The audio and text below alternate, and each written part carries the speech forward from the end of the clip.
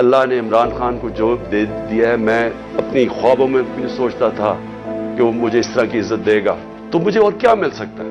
میں صرف اس وقت آپ سب کے لیے کھڑا ہوں، اور آپ کو اس کے لیے سب کو کھڑا ہونا پڑے گا۔ میں سارے پاکستانیوں کو کہہ رہا ہوں، آپ اگر آج نہ کھڑے ہوئے، میں آپ کو یقین دلاتا ہوں کہ آگے اندھیرا ہے۔ ہم اپنی عدلیہ سے ایکسپیکٹ کرتے ہیں کہ ہمارے فنڈامنٹل رائٹس کو پروٹیکٹ کریں۔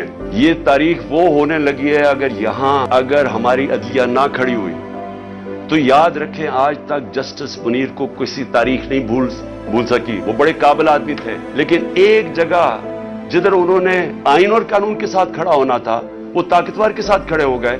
اس ملک نے بھاری قیمت ادا کی ہے اس کی، اور اس کے بعد قیمت ادا کرتے گئے۔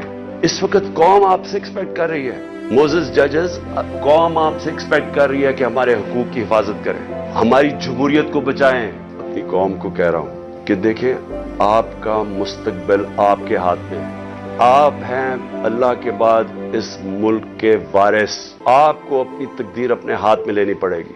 یہ میرا وعدہ ہے کہ جب تک میں زندہ ہوں، میں اس ملک کے لیے سٹرگل کروں گا، کیونکہ میں کبھی نہیں بھولتا کہ بچپن سے مجھے بتایا گیا ہمارے بڑوں نے کہ تم خوش قسمت ہو، تم آزاد ملک میں پیدا ہوئے۔ ہمارے بڑے سارے غلام ہندوستان میں پیدا ہوئے تھے۔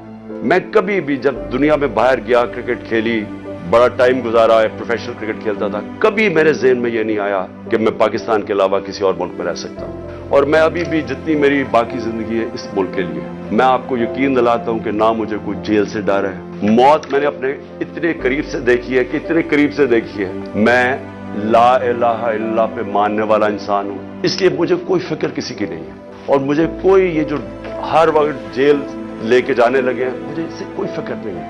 اور نہ ہی میں آپ سب کو کہتا ہوں، آپ کو یہ جیل سے ڈرنا نہیں چاہیے۔ جیل کا ڈراوے جی جیل میں ڈال دیں جیل میں، کتنوں کو ڈالیں گے؟ اس لیے میری قوم، آپ کو اگر اپنے آپ کو بچانا ہے، آپ کو اللہ کے حکم پہ چلنا پڑے گا۔